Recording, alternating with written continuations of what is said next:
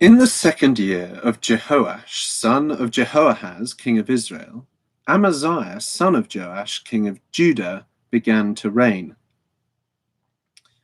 He was 25 years old when he became king, and he reigned in Jerusalem for 29 years. His mother's name was Jehoaddin. She was from Jerusalem. He did what was right in the eyes of the Lord, but not as his father David had done. In everything he followed the example of his father Joash. The high places, however, were not removed.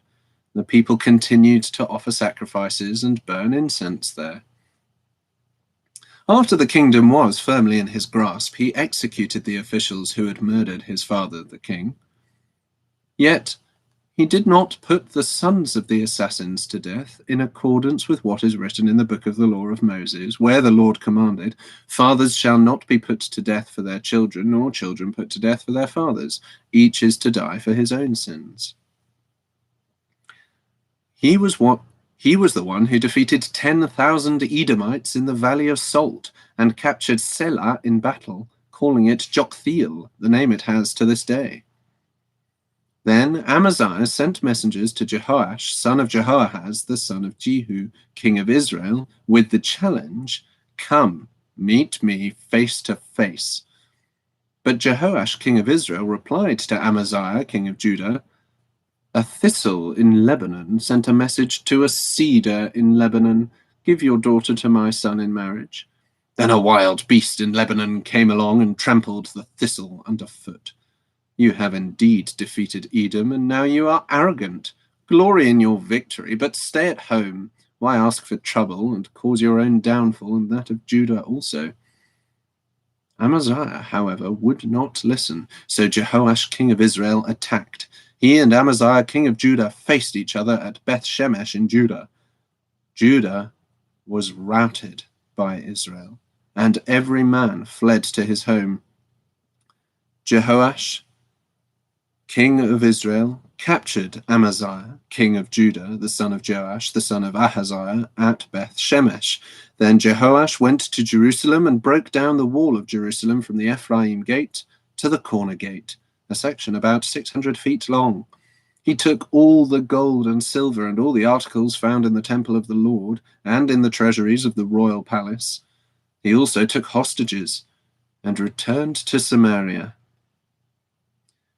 As for the other events of the reign of Jehoash, what he did and his achievements, including his war against Amaziah, king of Judah, are they not written in the book of the annals of the kings of Israel? Jehoash rested with his fathers and was buried in Samaria with the kings of Israel, and Jeroboam his son succeeded him as king. Amaziah, son of Joash, king of Judah, lived for 15 years after the death of Jehoash, son of Jehoahaz, king of Israel. As for the other events of Amaziah's reign, are they not written in the book of the annals of the kings of Judah?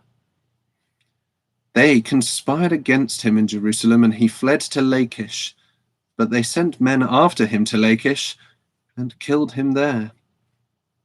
He was brought back by horse and was buried in Jerusalem with his fathers in the city of David. Then all the people of Judah took Azariah, who was 16 years old, and made him king in the place of his father Amaziah. He was the one who rebuilt Elath and restored it to Judah after Amaziah rested with his fathers. In the 15th year of Amaziah, son of Joash, king of Judah, Jeroboam, son of Jehoash, king of Israel, became king in Samaria, and he reigned for 41 years. He did evil in the eyes of the Lord, and did not turn away from the sins of Jeroboam, son of Nebat, which he had caused Israel to commit.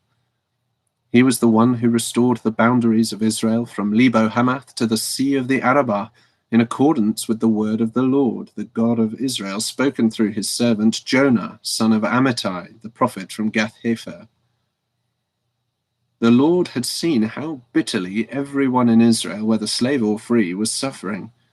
There was no one to help them, And since the Lord had not said he would blot out the name of Israel from under heaven, he saved them by the hand of Jeroboam, son of Jehoash. As for the other events of Jeroboam's reign, all he did, and his military achievements, including how he recovered for Israel both Damascus and Hamath, which had belonged to Yahudi, are they not written in the book of the annals of the kings of Israel? Jeroboam rested with his fathers, the kings of Israel, and Zechariah his son succeeded him as king.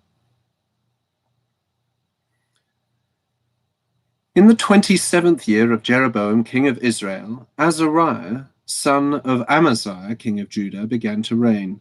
He was 16 years old when he became king, and he reigned in Jerusalem for 52 years. His mother's name was Jecholiah. She was from Jerusalem. He did what was right in the eyes of the Lord, just as his father Amaziah had done. The high places, however, were not removed.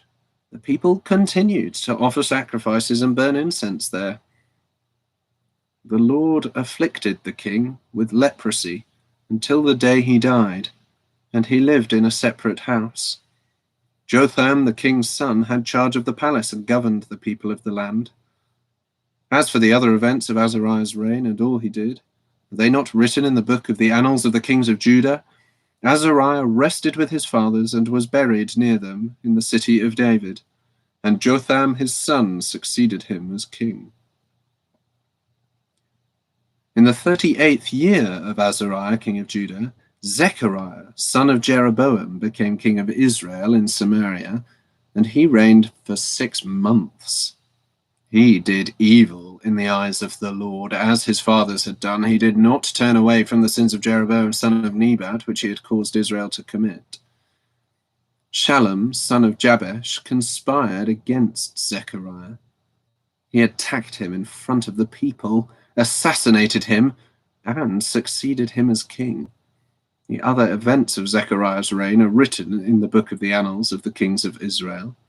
So the word of the Lord spoken to Jehu was fulfilled.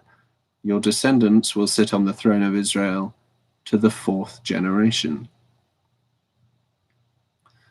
Shallum, son of Jabesh, became king in the 39th year of Uzziah, king of Judah, and he reigned in Samaria for 1 month. Then Menahem, son of Gadi, went from Tirzah up to Samaria. He attacked Shallum, son of Jabesh, in Samaria, assassinated him, and succeeded him as king. The other events of Shallum's reign and the conspiracy he led are written in the book of the annals of the kings of Israel.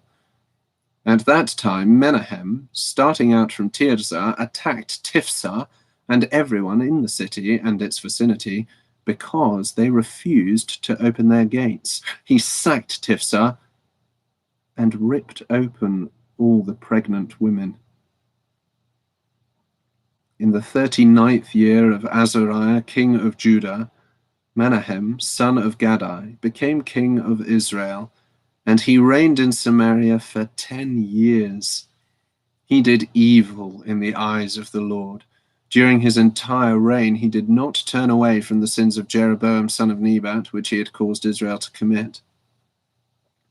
Then Pul, king of Assyria, invaded the land, and Menahem gave him 1,000 talents of silver to gain his support and strengthen his own hold on the kingdom. Menahem exacted this money from Israel. Every wealthy man had to contribute 50 shekels of silver to be given to the king of Assyria. So the king of Assyria withdrew and stayed in the land no longer. As for the other events of Menahem's reign and all he did, are they not written in the book of the annals of the kings of Israel? Menahem rested with his fathers, and Pekahiah his son succeeded him as king. In the 50th year of Azariah, king of Judah, Pekahiah son of Menahem became king of Israel in Samaria, and he reigned for 2 years. Pekahiah did evil in the eyes of the Lord. He did not turn away from the sins of Jeroboam, son of Nebat, which he had caused Israel to commit. One of his chief officers, Pekah, son of Remaliah, conspired against him. Taking 50 men of Gilead with him, he assassinated Pekahiah, along with Argob and Arieh, in the citadel of the royal palace at Samaria. So Pekah killed Pekahiah and succeeded him as king. The other events of Pekahiah's reign, and all he did, are written in the book of the annals of the kings of Israel. In the 52nd year of Azariah, king of Judah, Pekah, son of Remaliah, became king of Israel in Samaria, and he reigned for 20 years. He did evil in the eyes of the Lord. He did not turn away from the sins of Jeroboam, son of Nebat, which he had caused Israel to commit. In the time of Pekah, king of Israel, Tiglath-Pileser, king of Assyria, came and took Ijon, Abel, Beth-Maachah, Janoah, Kedesh, and Hazor. He took Gilead and Galilee, including all the land of Naphtali, and deported the people to Assyria. Then Hoshea, son of Elah, conspired against Pekah, son of Remaliah. He attacked and assassinated him, and then succeeded him as king in the 20th year of Jotham, son of Uzziah. As for the other events of Pekah's reign and all he did, are they not written in the book of the annals of the kings of Israel? In the 2nd year of Pekah, son of Remaliah, king of Israel, Jotham, son of Uzziah, king of Judah, began to reign. He was 25 years old when he became king, and he reigned in Jerusalem for 16 years. His mother's name was Jerusha, daughter of Zadok. He did what was right in the eyes of the Lord, just as his father Uzziah had done. The high places, however, were not removed. The people continued to offer sacrifices and burn incense there. Jotham rebuilt the upper gate of the temple of the Lord. As for the other events of Jotham's reign and what he did, are they not written in the book of the annals of the kings of Judah? In those days, the Lord began to send Rezin, king of Aram, and Pekah, son of Remaliah, against Judah. Jotham rested with his fathers and was buried with them in the city of David, the city of his father. And Ahaz, his son, succeeded him as king. In the 17th year of Pekah, son of Remaliah, Ahaz, son of Jotham, king of Judah, began to reign. Ahaz was 20 years old when he became king, and he reigned in Jerusalem for 16 years. Unlike David, his father, he did not do what was right in the eyes of the Lord his God. He walked in the ways of the kings of Israel, and even sacrificed his son in the fire, following the detestable ways of the nations the Lord had driven out before the Israelites. He offered sacrifices and burned incense at the high places, on the hilltops, and under every spreading tree. Then Rezin, king of Aram, and Pekah, son of Remaliah, king of Israel, marched up to fight against Jerusalem and besieged Ahaz, but they could not overpower him. At that time, Rezin, king of Aram, recovered Elath for Aram by driving out the men of Judah. Edomites then moved into Elath and have lived there to this day. Ahaz sent messengers to say to Tiglath-Pileser, king of Assyria, "I am your servant and vassal. Come up and save me out of the hand of the king of Aram and of the king of Israel who are attacking me." And Ahaz took the silver and gold found in the temple of the Lord and in the treasuries of the royal palace, and sent it as a gift to the king of Assyria. The king of Assyria complied by attacking Damascus and capturing it. He deported its inhabitants to Kir and put Rezin to death. Then King Ahaz went to Damascus to meet Tiglath-Pileser, king of Assyria. He saw an altar in Damascus and sent to Uriah the priest a sketch of the altar with detailed plans for its construction. So Uriah the priest built an altar in accordance with all the plans that King Ahaz had sent from Damascus, and finished it before King Ahaz returned. When the king came back from Damascus and saw the altar, he approached it and presented offerings on it. He offered up his burnt offering and grain offering, poured out his drink offering, and sprinkled the blood of his fellowship offerings on the altar. The bronze altar that stood before the Lord, he brought from the front of the temple, from between the new altar and the temple of the Lord, and put it on the north side of the new altar. King Ahaz then gave these orders to Uriah the priest. On the large new altar, offer the morning burnt offering and the evening grain offering, the king's burnt offering and his grain offering, and the burnt offering of all the people of the land, and their grain offering and their drink offering. Sprinkle on the altar all the blood of the burnt offerings and sacrifices. But I will use the bronze altar for seeking guidance. And Uriah the priest did just as King Ahaz had ordered. King Ahaz took away the side panels and removed the basins from the movable stands. He removed the sea from the bronze bulls that supported it and set it on a stone base. He took away the Sabbath canopy that had been built at the temple and removed the royal entrance outside the temple of the Lord, in deference to the king of Assyria. As for the other events of the reign of Ahaz and what he did, are they not written in the book of the annals of the kings of Judah? Ahaz rested with his fathers and was buried with them in the city of David. And Hezekiah, his son, succeeded him as king. In the 12th year of Ahaz, king of Judah, Hoshea, son of Elah, became king of Israel in Samaria, and he reigned for 9 years. He did evil in the eyes of the Lord, but not like the kings of Israel who preceded him. Shalmaneser, king of Assyria, came up to attack Hoshea, who had been Shalmaneser's vassal, and had paid him tribute. But the king of Assyria discovered that Hoshea was a traitor, for he had sent envoys to So, king of Egypt, and he no longer paid tribute to the king of Assyria as he had done year by year. Therefore Shalmaneser seized him and put him in prison. The king of Assyria invaded the entire land, marched against Samaria, and laid siege to it for 3 years. In the 9th year of Hoshea, the king of Assyria captured Samaria and deported the Israelites to Assyria. He settled them in Halah, in Gozan on the Habor River, and in the towns of the Medes. All this took place because the Israelites had sinned against the Lord their God, who had brought them out of Egypt from under the power of Pharaoh, king of Egypt. They worshipped other gods and followed the practices of the nations the Lord had driven out before them, as well as the practices that the kings of Israel had introduced. The Israelites secretly did things against the Lord their God that were not right. From watchtower to fortified city, they built themselves high places in all their towns. They set up sacred stones and Asherah poles on every high hill and under every spreading tree.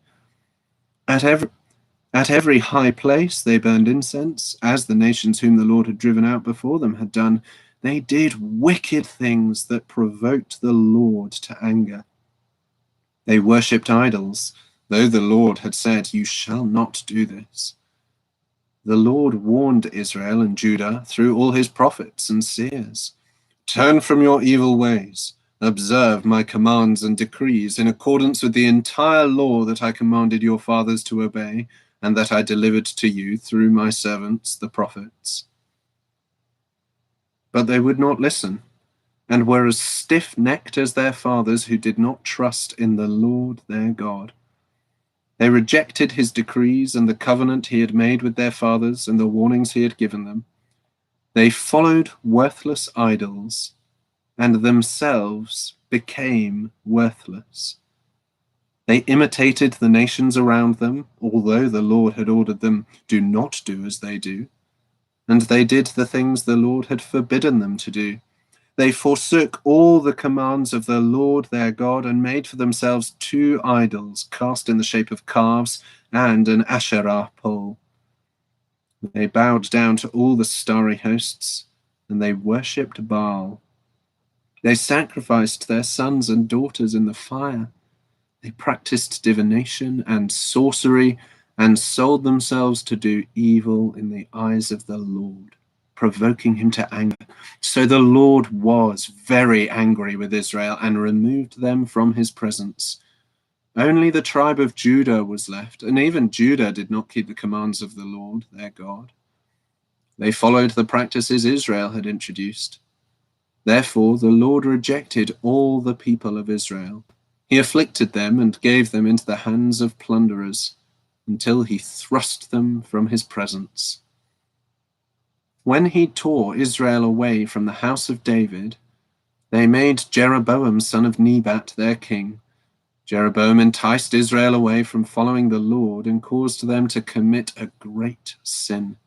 The Israelites persisted in all the sins of Jeroboam and did not turn away from them until the Lord removed them from his presence, as he had warned through all his servants, the prophets. So the people of Israel were taken from their homeland into exile in Assyria, and they are still there.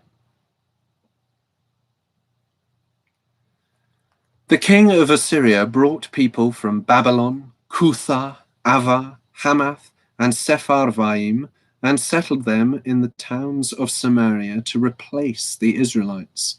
They took over Samaria and lived in its towns. When they first lived there, they did not worship the Lord. So he sent lions among them, and they killed some of the people. It was reported to the king of Assyria, "The people you deported and resettled in the towns of Samaria do not know what the God of that country requires. He has sent lions among them, which are killing them off, because the people do not know what he requires." Then the king of Assyria gave this order: "Make one of the priests you took captive from Samaria go back to live there and teach the people what the God of the land requires." So one of the priests who had been exiled from Samaria came to live in Bethel and taught them how to worship the Lord. Nevertheless, each national group made its own gods in the several towns where they settled and set them up in the shrines the people of Samaria had made at the high places. The men from Babylon made Succoth-Benoth, the men from Cuthah made Nergal, and the men from Hamath made Ashimah. The Avites made Nibhaz and Tartak, and the Sepharvites burned their children in the fire as sacrifices to Adramelech and Anamelech, the gods of Sepharvaim. They worshipped the Lord, but they also appointed all sorts of their own people to officiate for them as priests in the shrines at the high places. They worshipped the Lord, but they also served their own gods, in accordance with the customs of the nations from which they had been brought. To this day they persist in their former practices. They neither worship the Lord nor adhere to the decrees and ordinances, the laws and commands that the Lord gave the descendants of Jacob, whom he named Israel. When the Lord made a covenant with the Israelites, he commanded them, "Do not worship any other gods or bow down to them, serve them, or sacrifice to them.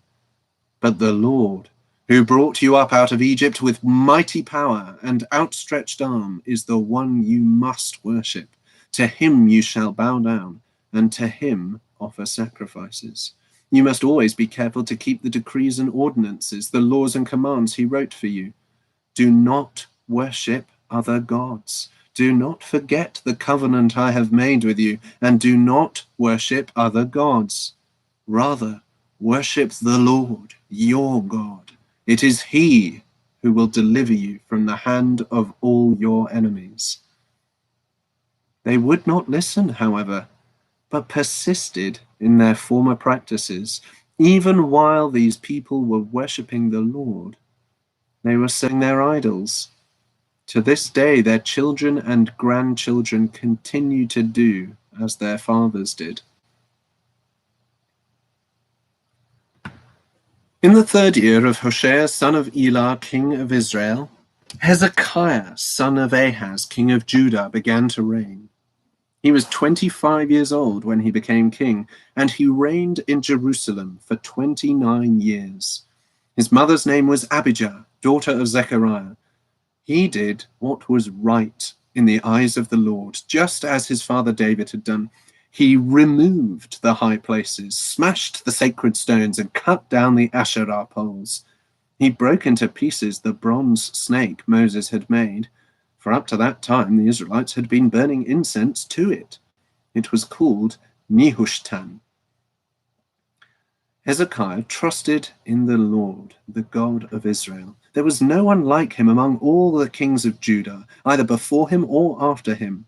He held fast to the Lord and did not cease to follow him. He kept the commands the Lord had given Moses, and the Lord was with him. He was successful in whatever he undertook. He rebelled against the king of Assyria and did not serve him. From watchtower to fortified city, he defeated the Philistines as far as Gaza and its territory. In King Hezekiah's 4th year, which was the 7th year of Hoshea son of Elah, king of Israel, Shalmaneser, king of Assyria, marched against Samaria and laid siege to it. At the end of 3 years, the Assyrians took it. So Samaria was captured in Hezekiah's 6th year, which was the 9th year of Hoshea, king of Israel. The king of Assyria deported Israel to Assyria and settled them in Halah, in Gozan on the Habor River, and in the towns of the Medes.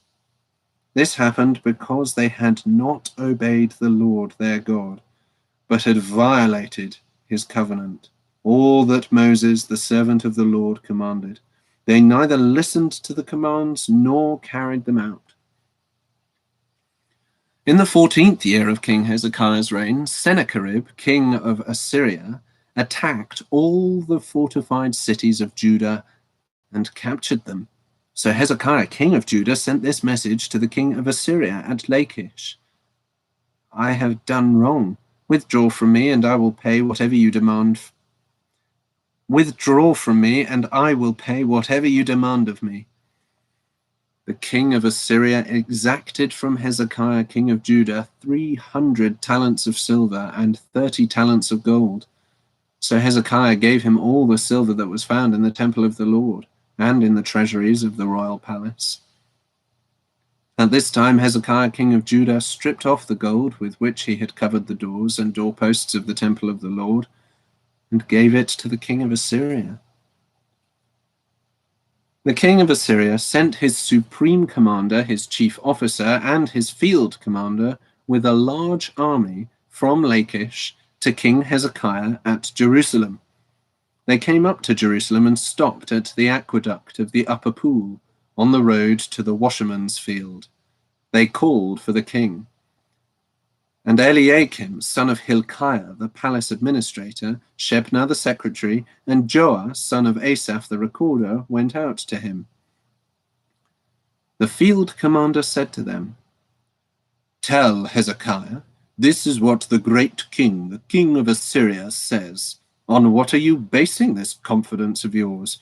You say you have strategy and military strength, but you speak only empty words. On whom are you depending that you rebel against me? Look now, you are depending on Egypt, that splintered reed of a staff, which pierces a man's hand and wounds him if he leans on it. Such is Pharaoh, king of Egypt, to all who depend on him. And if you say to me, we are depending on the Lord, our God, isn't he the one whose high places and altars Hezekiah removed, saying to Judah and Jerusalem, you must worship before this altar in Jerusalem? Come now, make a bargain with my master, the king of Assyria. I will give you 2,000 horses, if you can put riders on them. How can you repulse one officer of the least of my master's? How can you repulse one officer of the least of my master's officials, even though you are depending on Egypt for chariots and horsemen? Furthermore, have I come to attack and destroy this place without word from the Lord? The Lord himself told me to march against this country and destroy it. Then Eliakim, son of Hilkiah, and Shebna and Joah said to the field commander, Please speak to your servants in Aramaic, since we understand it. Don't speak to us in Hebrew in the hearing of the people on the wall. But the commander replied, Was it only to your master and you that my master sent me to say these things, and not to the men sitting on the wall, who, like you, will have to eat their own filth and drink their own urine? Then the commander stood and called out in Hebrew, Hear the word of the great king, the king of Assyria. This is what the king says, Do not let Hezekiah deceive you. He cannot deliver you from my hand. Do not let Hezekiah persuade you to trust in the Lord when he says, The Lord will surely deliver us. This city will not be given into the hand of the king of Assyria. Do not listen to Hezekiah. This is what the king of Assyria says. Make peace with me, and come out to me. Then every one of you will eat from his own vine and fig tree, and drink water from his own cistern, until I come and take you to a land like your own, a land of grain and new wine, a land of bread and vineyards, a land of olive trees and honey. Choose life, and not death. Do not listen to Hezekiah, for he is misleading you when he says, The Lord will deliver us. Has the God of any nation ever delivered his land from the hand of the king of Assyria? Where are the gods of Hamath and Arpad? Where are the gods of Sepharvaim, Hena, and Ivah? Have they rescued Samaria from my hand? Who of all the gods of these countries has been able to save his land from me? How then can the Lord deliver Jerusalem from my hand? But the people remained silent and said nothing in reply, because the king had commanded, Do not answer him. Then Eliakim, son of Hilkiah, the palace administrator, Shebna, the secretary, and Joah, son of Asaph, the recorder, went to Hezekiah with their clothes torn, and told him what the field commander had said.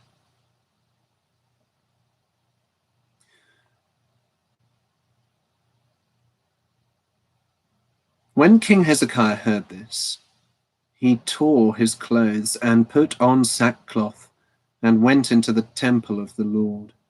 He sent Eliakim, the palace administrator, Shebna, the secretary, and the leading priests, all wearing sackcloth, to the prophet Isaiah, son of Amoz. They told him, This is what Hezekiah says. This day is a day of distress and rebuke and disgrace, as when children come to the point of birth, and there is no strength to deliver them. It may be that the Lord your God will hear all the words of the field commander, whom his master the king of Assyria has sent to ridicule the living God, and that he will rebuke him for the words the Lord your God has heard. Therefore pray for the remnant that still survives. When King Hezekiah's officials came to Isaiah, Isaiah said to them, Tell your master, this is what the Lord says. Do not be afraid of what you have heard. Those words with which the underlings of the king of Assyria have blasphemed me. Listen, I am going to put such a spirit in him that when he hears a certain report, he will return to his own country, and there I will have him cut down with the sword. When the field commander heard that the king of Assyria had left Lachish, he withdrew and found the king fighting against Libnah. Now Sennacherib received a report that Tirhakah, the Cushite king of Egypt, was marching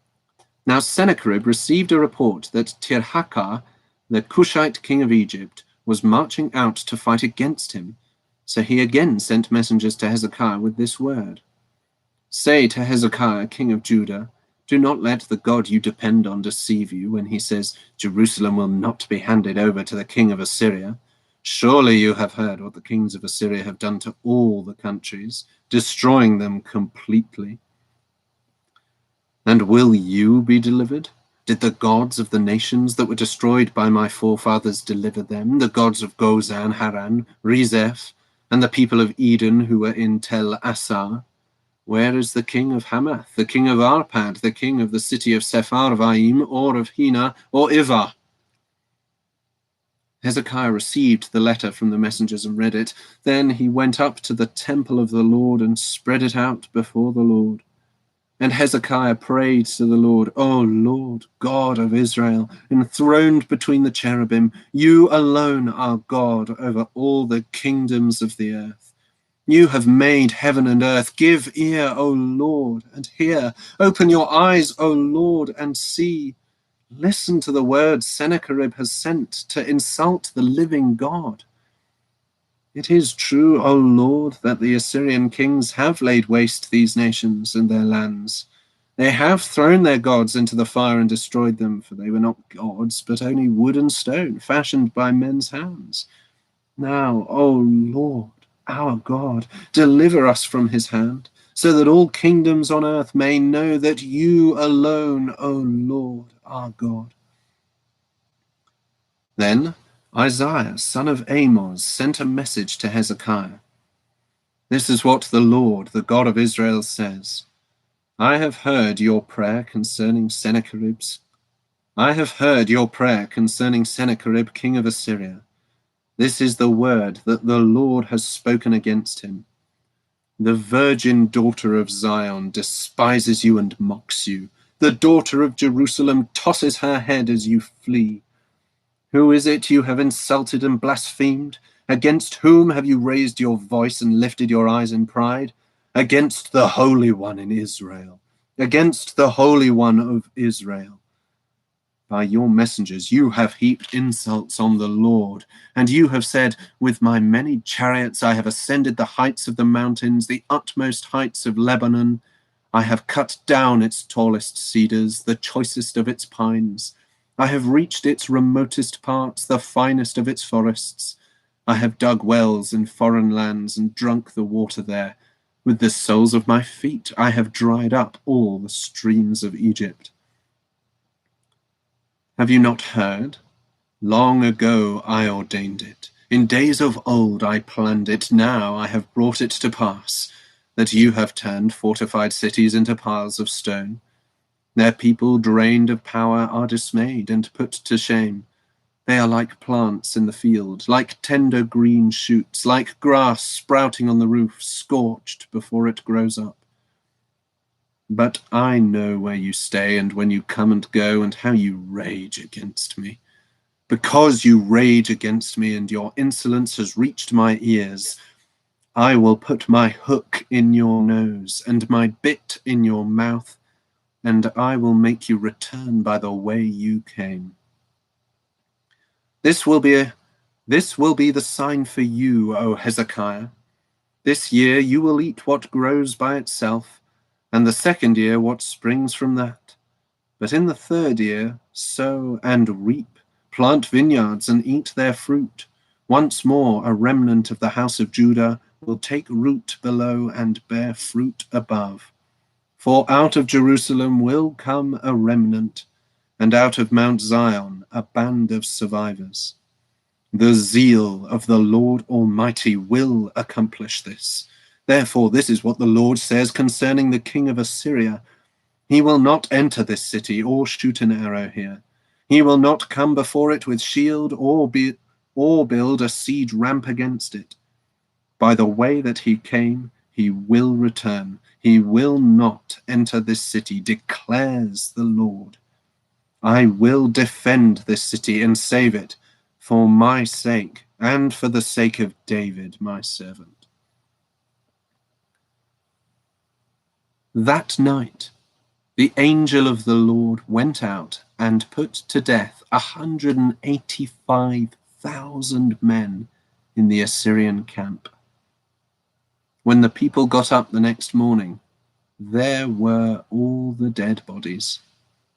So Sennacherib, king of Assyria, broke camp and withdrew. He returned to Nineveh and stayed there. One day, while he was worshipping in the temple of his god Nisroch, his sons Adramelech and Sharezer cut him down with the sword, and they escaped to the land of Ararat. And Esarhaddon, his son, succeeded him as king. In those days Hezekiah became ill and was at the point of death. The prophet Isaiah, son of Amoz, went to him and said, "This is what the Lord says, put your house in order, because you are going to die. You will not recover." Hezekiah turned his face to the wall and prayed to the Lord. Remember, O Lord, how I have walked before you faithfully and with wholehearted devotion, and have done what is good in your eyes. And Hezekiah wept bitterly. Before Isaiah had left the middle court, the word of the Lord came to him. Go back and tell Hezekiah, the leader of my people, this is what the Lord, the God of your father David, says. I have heard your prayer and seen your tears. I will heal you. On the 3rd day from now, you will go up to the temple of the Lord. I will add 15 years to your life, and I will deliver you and this city from the hand of the king of Assyria. I will defend this city for my sake and for the sake of my servant David. Then Isaiah said, prepare a poultice of figs. They did so and applied it to the boil, and he recovered. Hezekiah had asked Isaiah, what will be the sign that the Lord will heal me and that I will go up to the temple of the Lord on the 3rd day from now? Isaiah answered, this is the Lord's sign to you that the Lord will do what he has promised. Shall the shadow go forward 10 steps, or shall it go back 10 steps? It is a simple matter for the shadow to go forward 10 steps, said Hezekiah. Rather have it go back 10 steps. Then the prophet Isaiah called upon the Lord, and the Lord made the shadow go back the 10 steps it had gone down on the stairway of Ahaz.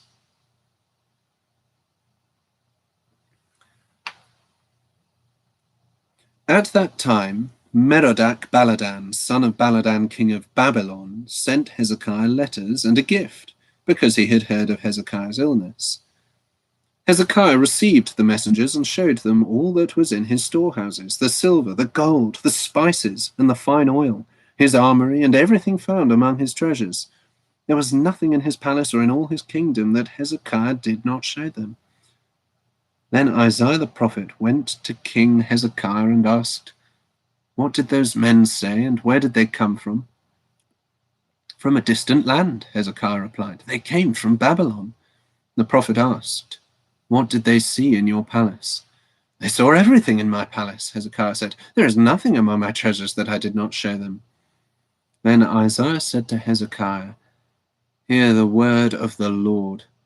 The time will surely come when everything in your palace and all that your fathers have stored up until this day will be carried off to Babylon. Nothing will be left, says the Lord. And some of your descendants, your own flesh and blood, that will be born to you, will be taken away, and they will become eunuchs in the palace of the king of Babylon. The word of the Lord you have spoken is good, Hezekiah replied, for he thought, will there not be peace and security in my lifetime? As for the other events of Hezekiah's reign, all his achievements and how he made the pool and the tunnel by which he brought water into the city, are they not written in the book of the annals of the kings of Judah? Hezekiah rested with his fathers, and Manasseh, his son, succeeded him as king. Manasseh was 12 years old when he became king, and he reigned in Jerusalem for 55 years. His mother's name was Hephzibah. He did evil in the eyes of the Lord, following the detestable practices of the nations the Lord had driven out before the Israelites. He rebuilt the high places his father Hezekiah had destroyed. He also erected altars to Baal and made an Asherah pole, as Ahab, king of Israel, had done. He bowed down to all the starry hosts and worshipped them. He built altars in the temple of the Lord, of which the Lord had said, in Jerusalem I will put my name. In both courts of the temple of the Lord he built altars to all the starry hosts. He sacrificed his own son in the fire, practiced sorcery and divination, and consulted mediums and spiritists. He did much evil in the eyes of the Lord, provoking him to anger. He took the carved Asherah pole he had made and put it in the temple of which the Lord had said to David and to his son Solomon, In this temple and in Jerusalem, which I have chosen out of all the tribes of Israel, I will put my name forever. I will not again make the feet of the Israelites wander from the land I gave their forefathers, if only they will be careful to do everything I commanded them, and will keep the whole law that my servant Moses gave them. But the people did not listen. Manasseh led them astray, so that they did more evil than the nations the Lord had destroyed before the Israelites. The Lord said through his servants the prophets, Manasseh, king of Judah, has committed these detestable sins. He has done more evil than the Amorites who preceded him, and has led Judah into sin with his idols. Therefore, this is what the Lord, the God of Israel, says. I am going to bring such disaster on Jerusalem and Judah that the ears of everyone who hears of it will tingle. I will stretch out over Jerusalem the measuring line used against Samaria and the plumb line used against the house of Ahab. I will wipe out Jerusalem as one wipes out a dish, wiping it and turning it upside down. I will forsake the remnant of my inheritance and hand them over to their enemies. They will be looted and plundered by all their foes, because they have done evil in my eyes and have provoked me to anger from the day their forefathers came out of Egypt until this day.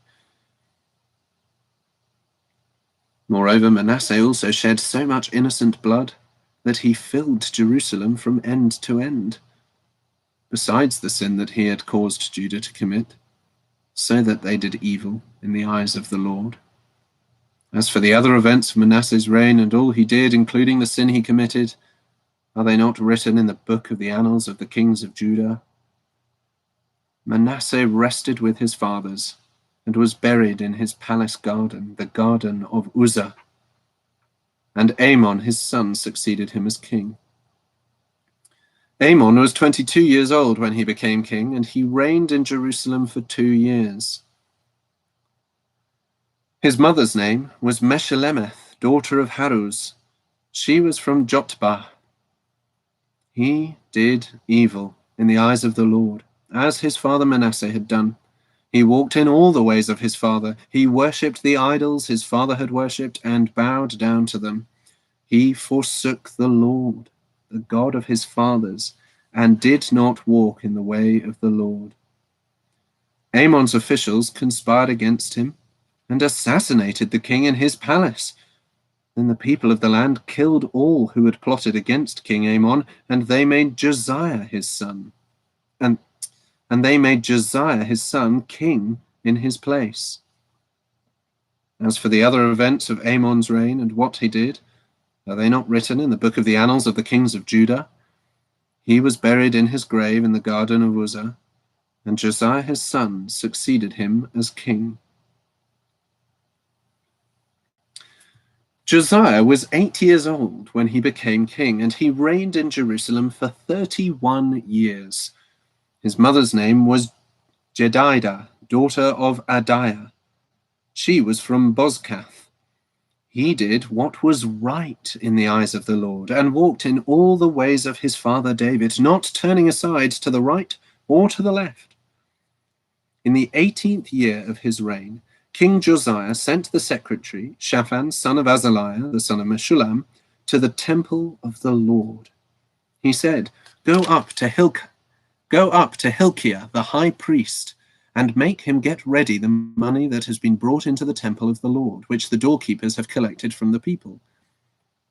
Make them entrust it to the men appointed to supervise the work on the temple, and make these men pay the workers who repair the temple of the Lord, the carpenters, the builders, and the masons, and make them purchase timber and dressed stone to repair the temple. But they need not account for the money entrusted to them, because they are acting faithfully. But they need not account for the money entrusted to them, because they are acting faithfully. Hilkiah the high priest said to Shaphan the secretary, I have found the book of the law in the temple of the Lord. He gave it to Shaphan, who read it. Then Shaphan the secretary went to the king and reported to him. Your officials have paid out the money that was in the temple of the Lord and have entrusted it to the workers and supervisors at the temple." Then Shaphan the secretary informed the king, "Hilkiah the priest has given me a book." And Shaphan read from it in the presence of the king. When the king heard the words of the book of the law, he tore his robes. He gave these orders to Hilkiah the priest: Ahikam, son of Shaphan, Akbor, son of Micaiah, Shaphan the secretary, and Isaiah, the king's attendant. "Go and inquire of the Lord for me, and for the people, and for all Judah, about what is written in this book that has been found. Great is the Lord's anger that burns against us, because our fathers have not obeyed the words of this book. They have not acted in accordance with all that is written there concerning us."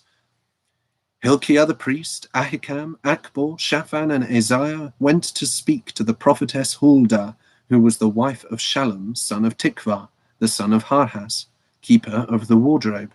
She lived in Jerusalem, in the 2nd district. She said to them, "This is what the Lord, the God of Israel, says. Tell the man who sent you to me, this is what the Lord says. I am going to bring disaster on this place and its people, according to everything written in the book the king of Judah has read.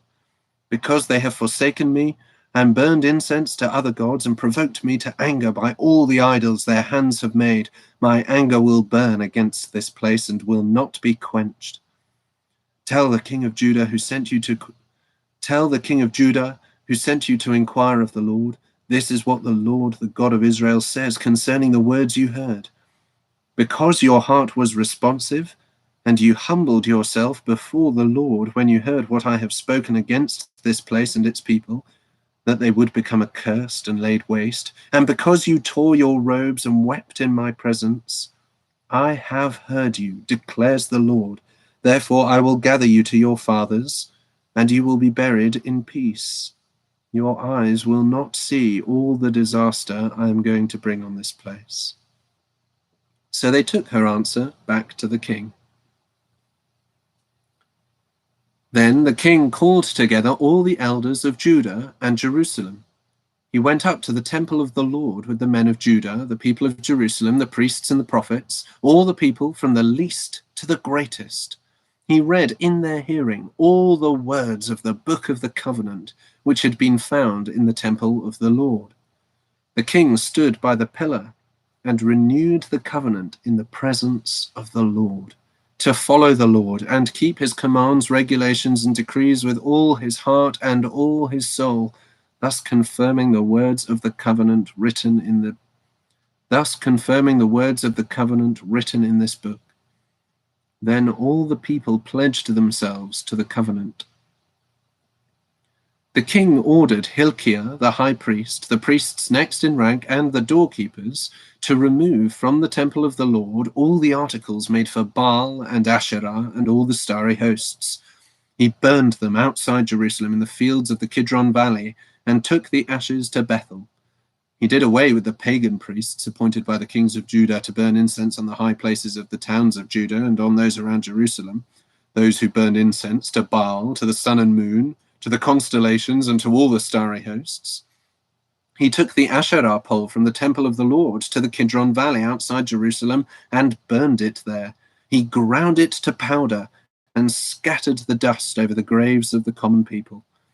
He also tore down the quarters of the male shrine prostitutes, which were in the temple of the Lord, and where women did weaving for Asherah.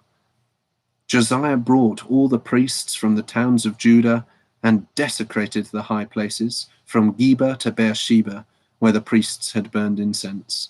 He broke down the shrines at the gates, at the entrance to the gate of Joshua, the city governor, which is on the left of the city gate, although the priests of the high places did not serve at the altar of the Lord in Jerusalem, they ate unleavened bread with their fellow priests. He desecrated Topheth, which was in the valley of Ben Hinnom, so no one could use it to sacrifice his son or daughter in the fire to Molech. He removed from the entrance to the temple of the Lord the horses that the kings of Judah had dedicated to the sun.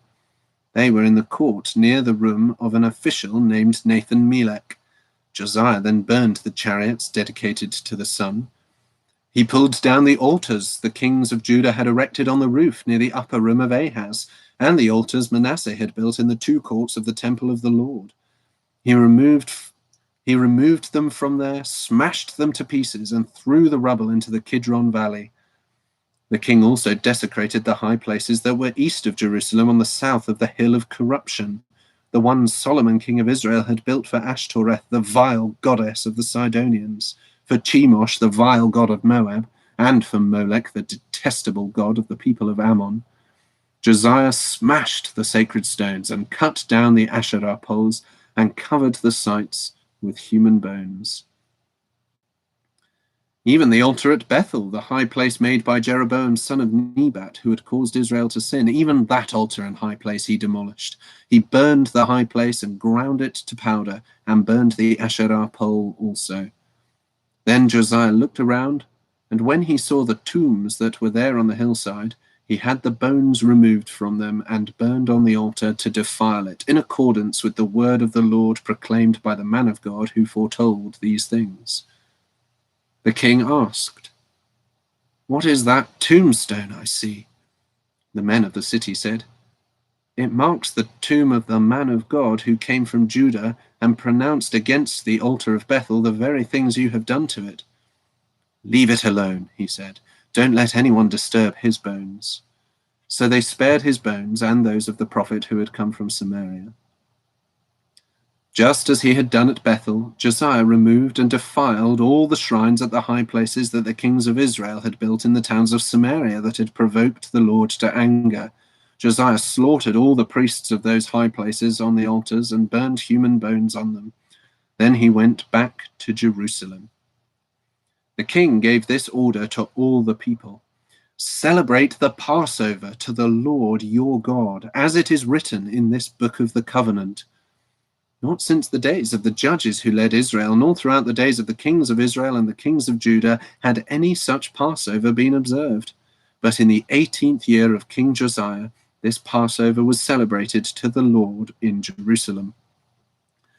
Furthermore, Josiah got rid of the mediums and spiritists, the household gods, the idols, and all the other detestable things seen in Judah and Jerusalem. This he did to fulfill the requirements of the law written in the book that Hilkiah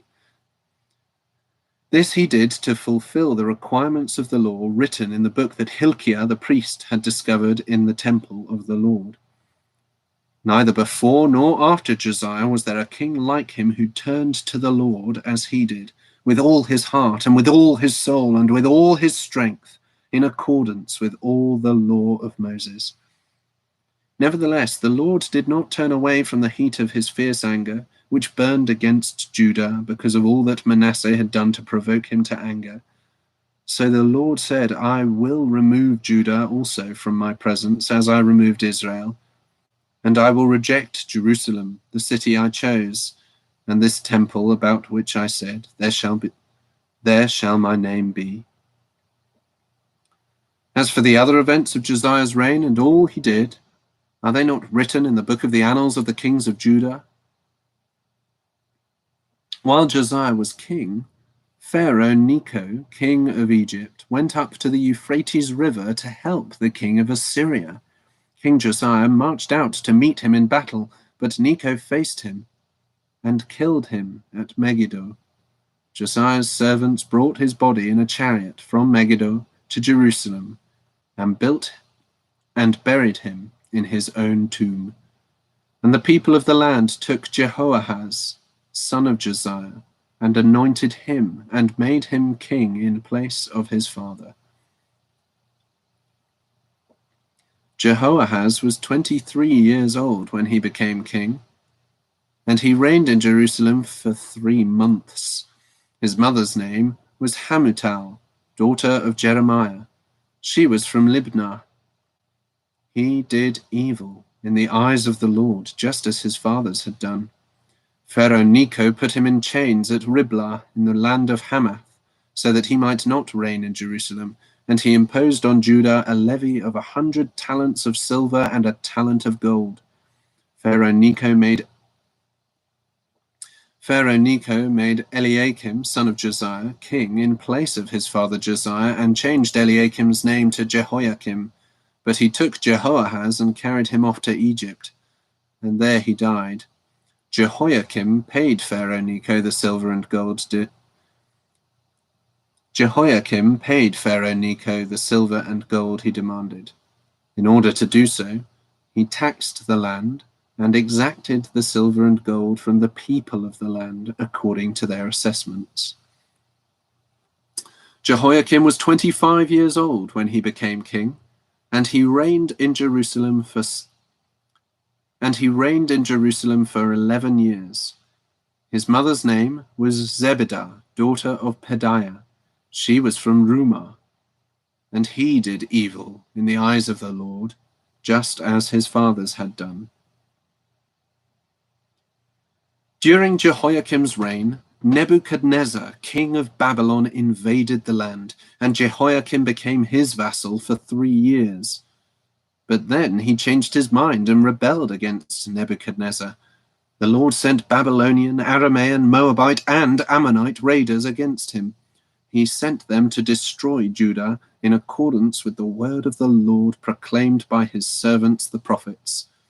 Surely these things happened to Judah according to the Lord's command, in order to remove them from his presence because of the sins of Manasseh and all he had done, including the shedding of innocent blood. For he had filled Jerusalem with innocent blood, and the Lord was not willing to forgive. As for the other events of Jehoiakim's reign and all he did, are they not written in the book of the annals of the kings of Judah? Jehoiakim rested with his fathers, and Jehoiakim, his son, succeeded him as king. The king of Egypt did not march out from his own country again, because the king of Babylon had taken all his territory from the Wadi of Egypt to the Euphrates River. Jehoiakim was 18 years old when he became king, and he reigned in Jerusalem for 3 months. His mother's name was Nehushta, daughter of Elnathan. She was from Jerusalem. He did evil in the eyes of the Lord, just as his father had done. At that time, the officers of Nebuchadnezzar, king of Babylon, advanced on Jerusalem and laid siege to it, and Nebuchadnezzar himself came up to the city while his officers were besieging it. Jehoiakim, king of Judah, his mother, his attendants, his nobles, and his officials all surrendered to him. In the 8th year of the reign of the king of Babylon, he took Jehoiakim prisoner. As the Lord had declared, Nebuchadnezzar removed all the treasures from the temple of the Lord and from the royal palace, and took away all the gold articles that Solomon, king of Israel, had made for the temple of the Lord. He carried into exile all Jerusalem, all the officers and fighting men, and all the craftsmen and artisans, a total of 10,000. Only the poorest people of the land were left. Nebuchadnezzar took Jehoiakim captive to Babylon. He also took from Jerusalem to Babylon the king's mother, his wives, his officials, and the leading men of the land. The king of Babylon also deported to Babylon the entire force of 7,000 fighting men, strong and fit for war, and 1,000 craftsmen and artisans. He made Mattaniah, Jehoiakim's uncle, king in his place, and changed his name to Zedekiah. Zedekiah was 21 years old when he became king, and he reigned in Jerusalem for 11 years. His mother's name was Hamutal, daughter of Jeremiah. She was from Libnah. He did evil in the eyes of the Lord, just as Jehoiakim had done. It was because of the Lord's anger that all this happened to Jerusalem and Judah, and in the end, he thrust them from his presence. Now Zedekiah rebelled against the king of Babylon. So, in the 9th year of Zedekiah's reign, on the 10th day of the 10th month, Nebuchadnezzar, king of Babylon, marched against Jerusalem with his whole army. He encamped outside the city and built siege works all around it. The city was kept under siege until the 11th year of King Zedekiah. By the 9th day of the 4th month, the famine in the city had become so severe that there was no food for the people to eat. Then the city wall was broken through, and the whole army fled at night through the gate between the two walls near the king's garden, though the Babylonians were surrounding the city. They fled towards the Arabah, but the Babylonian army pursued the king and overtook him in the plains of Jericho. All his soldiers were separated from him and scattered, and he was captured. He was taken to the king of Babylon at Riblah, where sentence was pronounced on him. They killed the sons of Zedekiah before his eyes.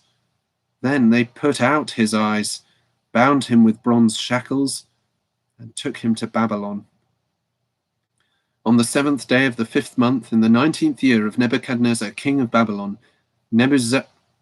Nebuzaradan, commander of the imperial guard, an official of the king of Babylon, came to Jerusalem.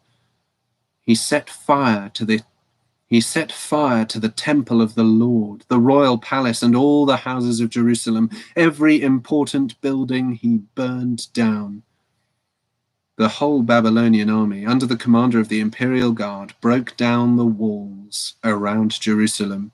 Nebuzaradan, the commander of the guard, carried into exile the people who remained in the city, along with the rest of the populace and those who had gone over to the king of Babylon. But the commander left behind some of the poorest people of the land to work the vineyards and fields. The Babylonians broke up the bronze pillars, the movable stands, and the bronze sea that were at the temple of the Lord, and they carried the bronze to Babylon. They also took away the pots, shovels, wick trimmers, dishes, and all the bronze articles used in the temple service. The commander of the imperial guard took away the censers and sprinkling bowls, all that were made of pure gold or silver. The bronze from the two pillars, the sea, and the movable stands which Solomon had made for the temple of the Lord was more than could be weighed. Each pillar was 27 feet high. The bronze capital on top of one pillar was 4.5 feet high, and was decorated with a network and pomegranates of bronze all around. The other pillar, with its network, was similar. The commander of the guard took as prisoners Seraiah, the chief priest, Zephaniah, the priest next in rank, and the 3 doorkeepers. Of those still in the city, he took the officer in charge of the fighting men and 5 royal advisers. He also took the secretary, who was chief officer in charge of conscripting the people of the land, and 60 of his men who were found in the city. Nebuzaradan, the commander, took them all and brought them to the king of Babylon at Riblah. There at Riblah, in the land of Hamath, the king had them executed. So Judah went into captivity away from her land. Nebuchadnezzar, king of Babylon, appointed Gedaliah, son of Ahikam, the son of Shaphan, to be over the people he had left behind in Judah. When all the army officers and their men heard that the king of Babylon had appointed Gedaliah as governor, they came to Gedaliah at Mizpah. Ishmael, son of Nethaniah, Johanan, son of Kareah, Seraiah, son of Tanhumeth, the Netophathite, Jazaniah, the son of the Makathite, and their men. Gedaliah took an oath to reassure them and their men. "Do not be afraid of the Babylonian officials," he said. "Settle down in the land and serve the king of Babylon, and it will go well with you." In the 7th month, however, Ishmael, son of Nethaniah, the son of Elishama, who was of royal blood, came with 10 men and assassinated Gedaliah and also the men of Judah and the Babylonians who were with him at Mizpah. At this, all the people, from the least to the greatest, together with the army officers, fled to Egypt for fear of the Babylonians. In the 37th year of the exile of Jehoiakim, king of Judah, in the year Evil-Merodach became king of Babylon, he released Jehoiakim from prison on the 27th day of the 12th month. He spoke kindly to him and gave him a seat of honor higher than those of the other kings who were with him in Babylon. So Jehoiakim put aside his prison clothes and for the rest of his life ate regularly at the king's table. Day by day the king gave Jehoiakim a regular allowance as long as he lived.